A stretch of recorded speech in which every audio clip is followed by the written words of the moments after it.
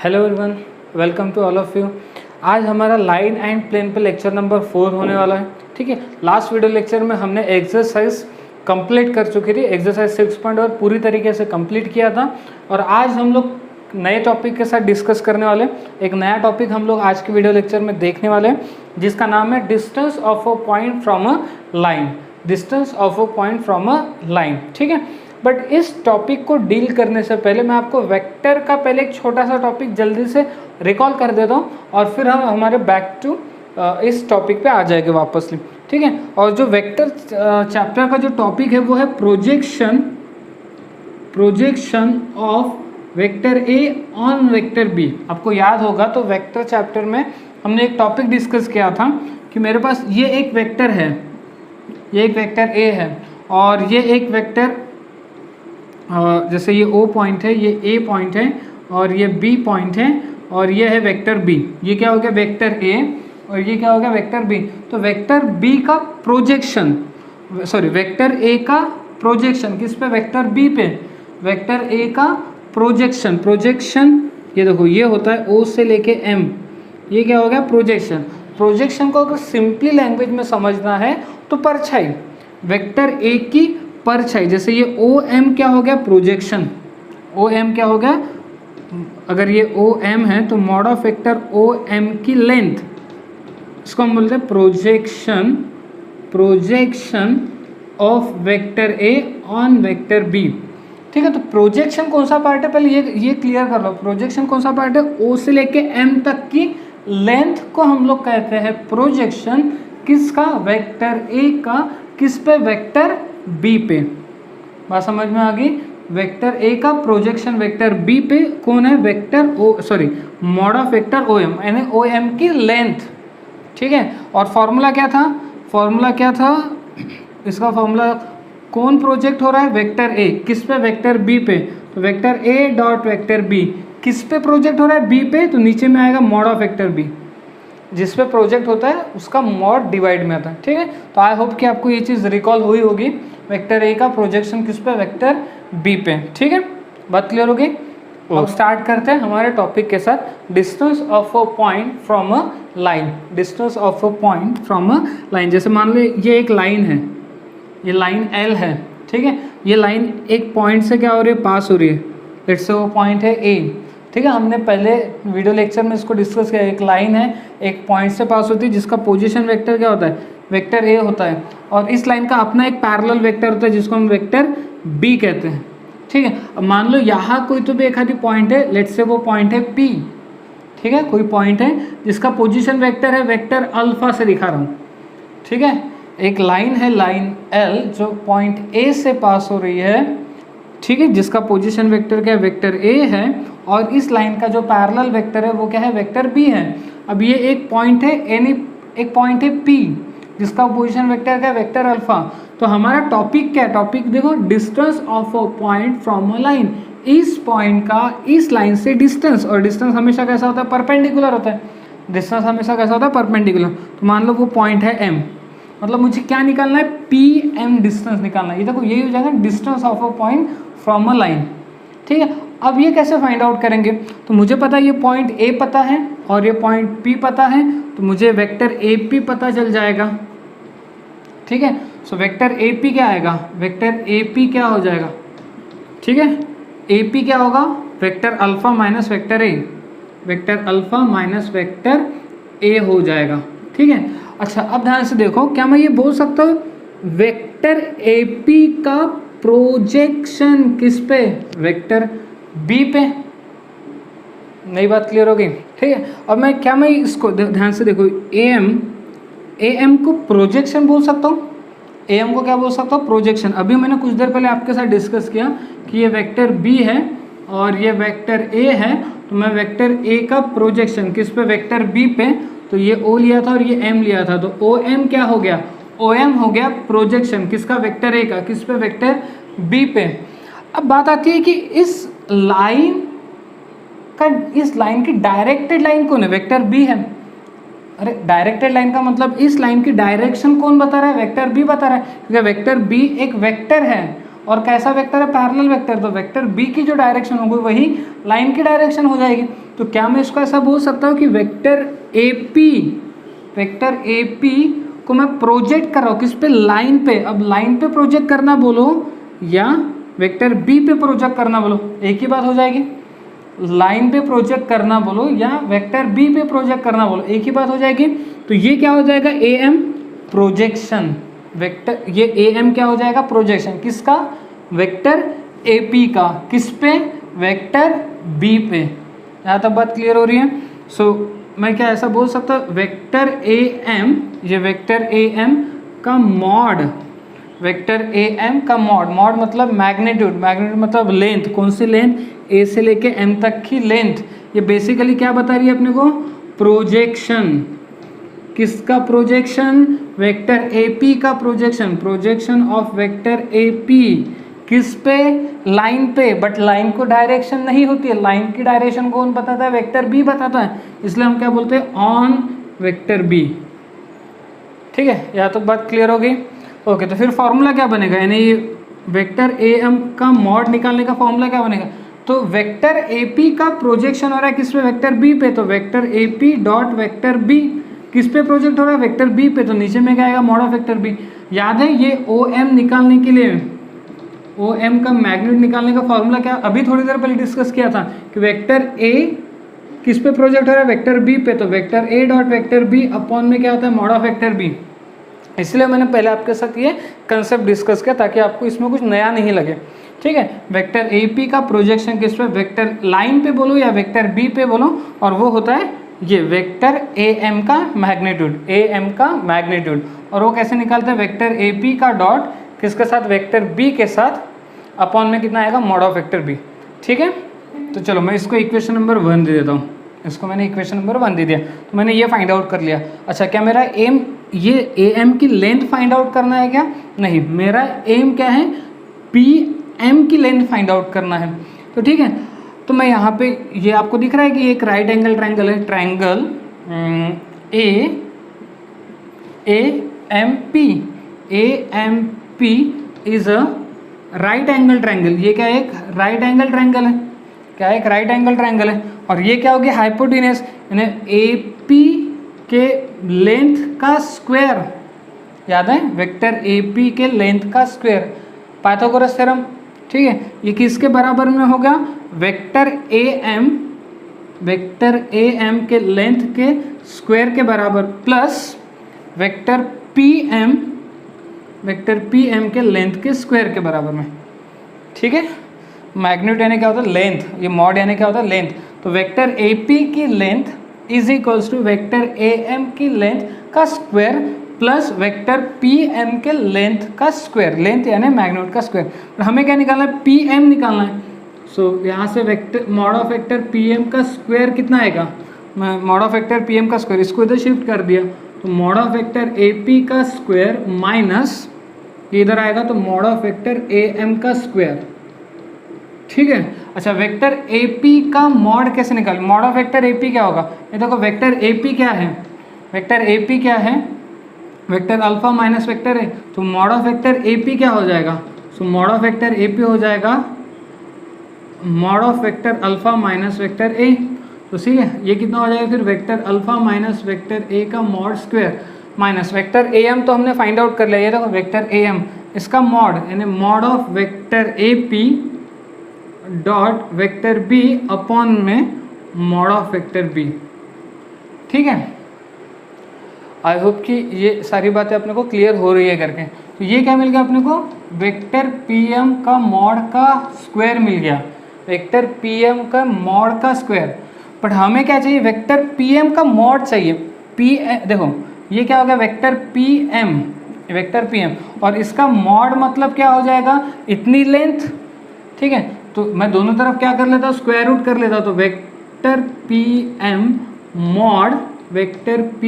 Mod is equals to क्या आएगा, under root of mod of vector alpha minus vector A whole square minus mod of vector A P dot vector B upon mod of vector B.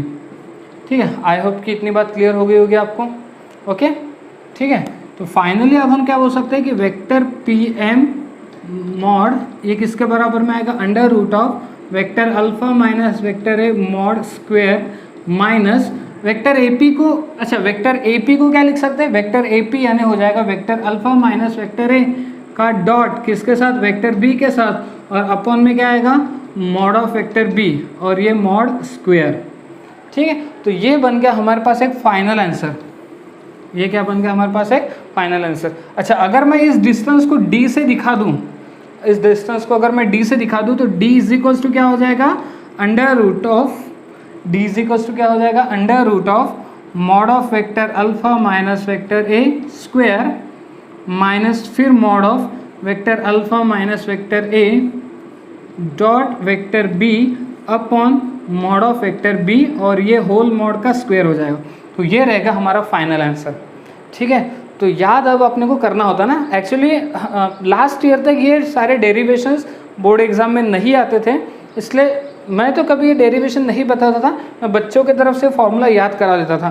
But अब जब नया syllabus आया है तो आपके time पे जो एग्ज़ाम होगी उसमें ये थ्योरम आएगा या नहीं आएगा ये बता नहीं सकते। ठीक है, हालांकि है काफ़ी सिंपल, बट फिर भी आप फॉर्मूला याद करके रखो, और इसका अगर थ्योरी अगर आप और कर लो अच्छे से तो फिर तो और बहुत बढ़िया बात है। ठीक है, तो फॉर्मूला कैसे याद रखना है, mod of vector alpha minus vector A का स्क्वायर माइनस ब्रैकेट में vector alpha minus vector A का डॉट वेक्टर बी के साथ अपॉन में मॉड ऑफ वेक्टर बी का होल स्क्वायर। बात क्लियर हो गई? ओके, तो चलो एक क्वेश्चन करते हैं। तो आपको कंसेप्ट जो हमने थ्योरी पढ़ी है, जो फॉर्मूला डिस्कस किया, उसको एक बार और अच्छे से समझने का मौका मिल जाएगा। तो ठीक है, तो हमने क्या देखा था, हमने ये देखा था कि एक लाइन होती है, ये लाइन L है, इस लाइन का इक्वेशन क्या है, vector R is equals to vector A plus lambda vector B। ठीक है, और यहाँ पे हमने क्या लिया था, एक पॉइंट P लिया था जिसका पोजीशन वेक्टर हमने क्या बोला था, वेक्टर अल्फा। तो हमें क्या निकालना है, इस पॉइंट का इस लाइन से परपेंडिकुलर डिस्टेंस, यानी क्या निकालना है, PM।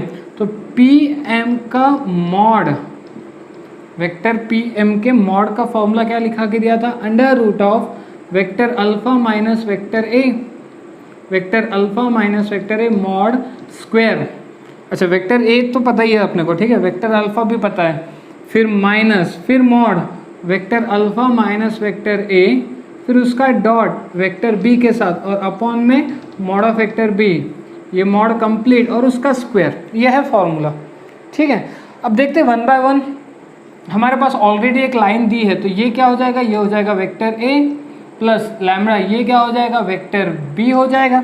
तो ठीक है, वेक्टर ए समझ में आ गया, वेक्टर ए कितना, 7i plus 7j plus 6k। अच्छा, वेक्टर बी भी क्लियर हो गया कि वेक्टर बी कितना, -2i plus 2j plus 3k, vector B भी क्लियर हो गया।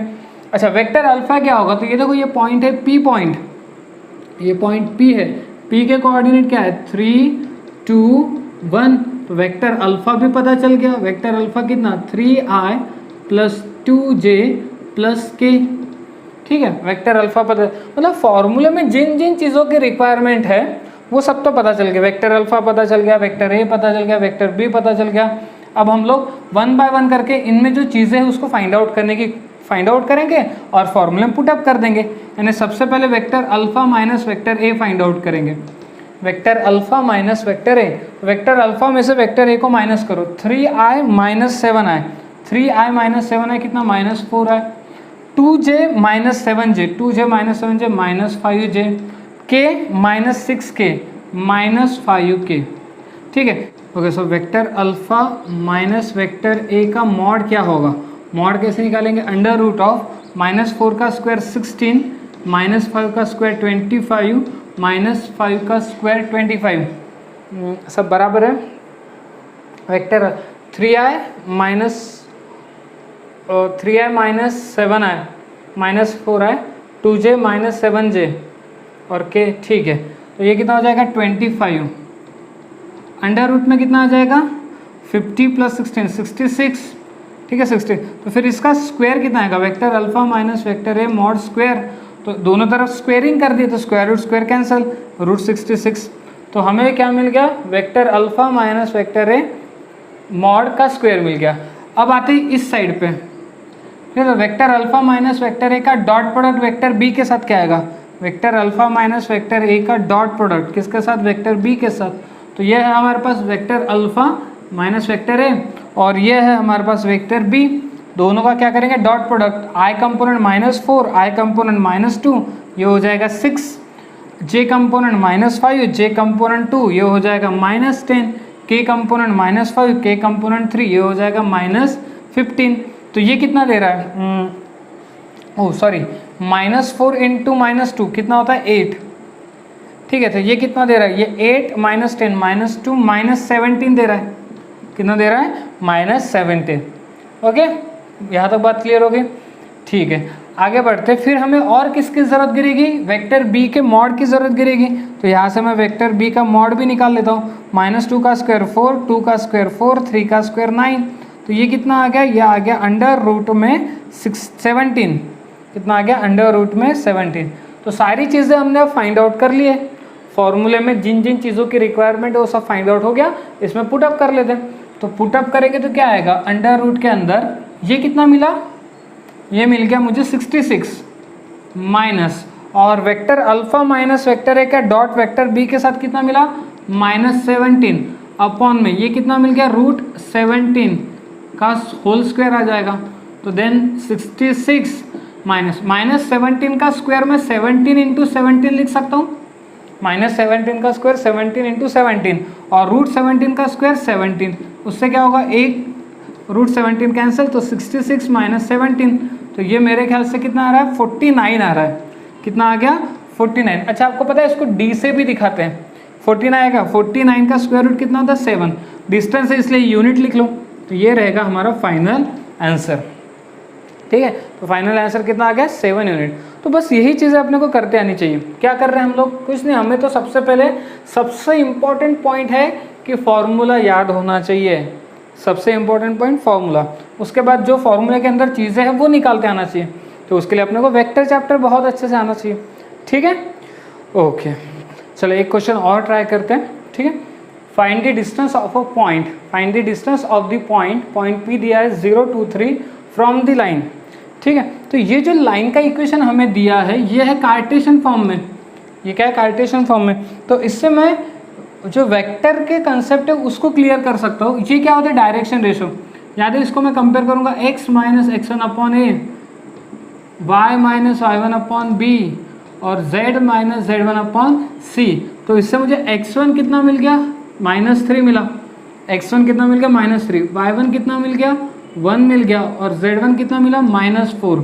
तो यहाँ से मैं वेक्टर ए बता सकता हूँ, याद है x1 y1 z1 से vector A -3i plus j -4k। अच्छा तो फिर a कितना है 5, a कितना मिल गया 5, b कितना मिल गया 2 और c कितना मिल गया 3।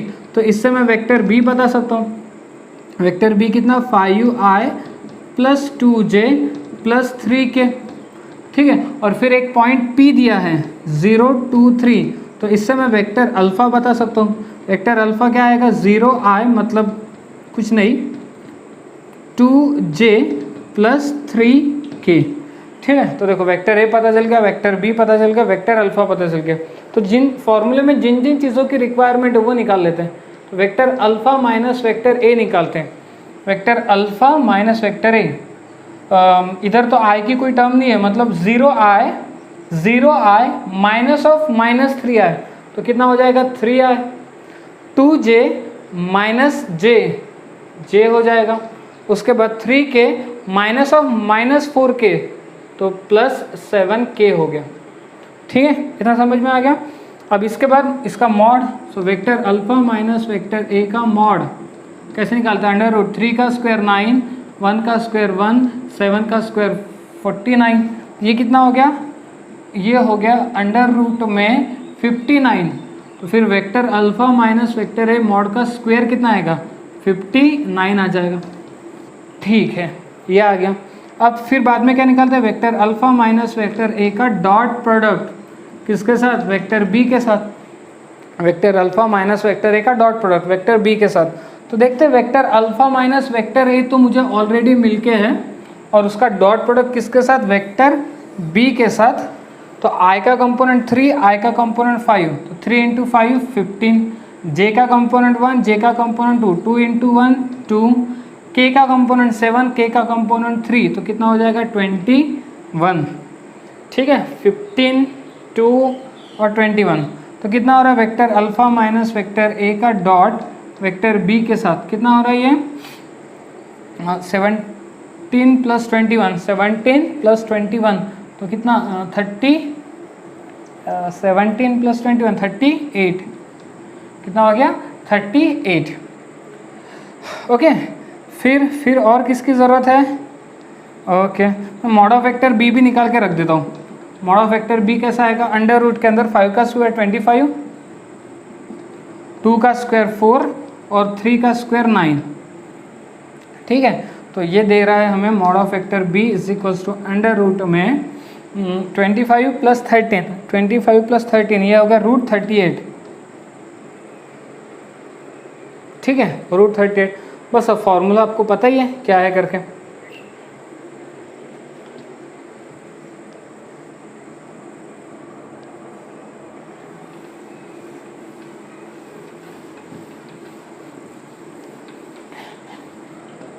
ठीक है, सो फॉर्मूला क्या है? d is equals to under root में vector alpha minus vector A mod का स्क्वायर है माइनस फिर mod vector alpha minus vector A का डॉट वेक्टर बी के साथ और अपॉन में mod of vector B mod का स्क्वायर। ठीक है, चलो वन बाय वन वैल्यूज को पुट अप करते हैं। Vector alpha minus vector A mod square कितना आ गया 59 माइनस फिर मॉड के अंदर vector alpha minus vector A का डॉट वेक्टर बी के साथ 38 फिर अपॉन में mod of vector B root 38 फिर स्क्वायर। तो ये कितना दे रहा है finally 59 minus again 38 square that means 38 into 38 root 38 square that means root 38 cancel हो जाएगा। सो रूट 59 माइनस 38, तो ये कितना हो रहा है 9 माइनस 8 1 हो रहा है और 5 माइनस 3 2 हो रहा है। तो d कितना आ गया रूट 21, d कितना आ गया रूट 21 यूनिट। ठीक है, तो बस इसी तरीके से हमें फॉर्मूले अप्लाई करना है। फॉर्मूले में चीज़ें हैं उनको फाइंड आउट करके फॉर्मूले में पुट अप कर दो। ठीक है, ओके। तो आज के क्लास में हमने डिस्कस किया distance of a point from a line और मैंने उसको उसका डेरिवेशन भी आपको अच्छे से क्लियर करा दिया है। अब आपको डेरिवेशंस भी करके रखना है क्योंकि न्यू सिलेबस के पॉइंट ऑफ व्यू से बोर्ड एग्जाम में डेरिवेशन भी पूछे जा सकते हैं। लास्ट ईयर तक डेरिवेशन नहीं पूछते थे बट हो सकता है इस साल आपके एग्जाम में पूछे जाएंगे। ठीक है, अब आपको क्या करना है, आपको इसी टॉपिक के बेस्ड जो एक्सरसाइज में न्यूमेरिकल है उसको सॉल्व करना है। ठीक है, जो आपकी नेक्स्ट एक्सरसाइज है आई होप कि सब लोगों के पास टेक्स्ट बुक होगी। तो इस टॉपिक के बेस पे जो एक्सरसाइज में क्वेश्चंस आपको दिए गए हैं आपको उसको क्या करना है सॉल्व करना है। तो नेक्स्ट वीडियो लेक्चर में हम लोग एक्सरसाइज सॉल्व करना स्टार्ट करेंगे। ठीक है, और उसको सोल्यूशन डिस्कस करेंगे। ओके, तो आज हम लोग यहीं पे स्टॉप हो रहे हैं।